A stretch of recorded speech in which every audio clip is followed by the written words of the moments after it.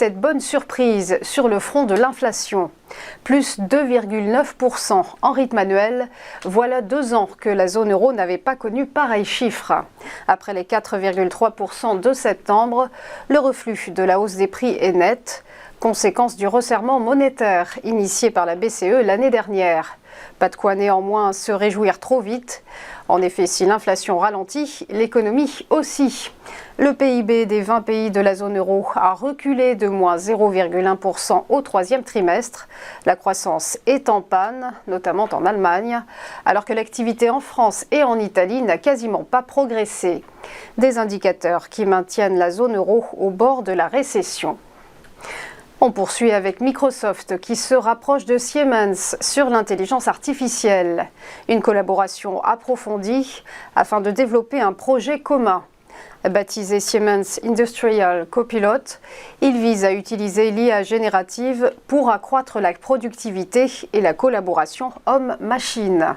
Un projet qui sera décliné dans les secteurs de la fabrication, des transports et de la santé.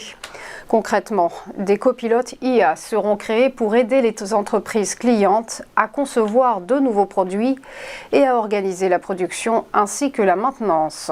Pour l'heure, aucun montant chiffré de ce partenariat entre Microsoft et Siemens n'a été divulgué.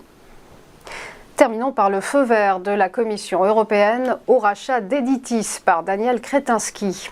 L'homme d'affaires tchèque a été autorisé à absorber le numéro 2 français de l'édition.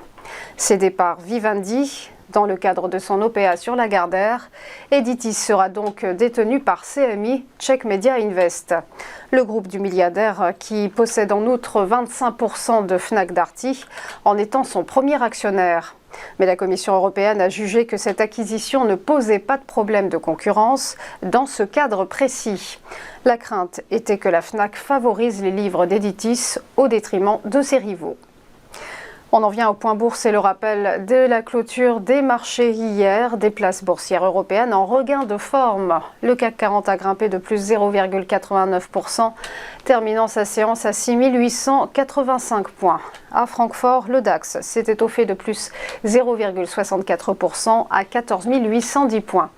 De son côté, le MIB de Milan était en grande forme. Il s'est envolé de plus 1,47%, tandis que l'IBEX de Madrid est resté stable, plus 0,04%. Équilibre aussi pour l'indice britannique, le FTSE, bien qu'en léger infime reflux, moins 0,07% à 7321 points. À Wall Street, les indices ont aussi clôturé dans le vert. Le Dow Jones a grignoté plus 0,37%, le S&P 500 est monté de plus 0,65% et le Nasdaq Composite a pris 0,48%.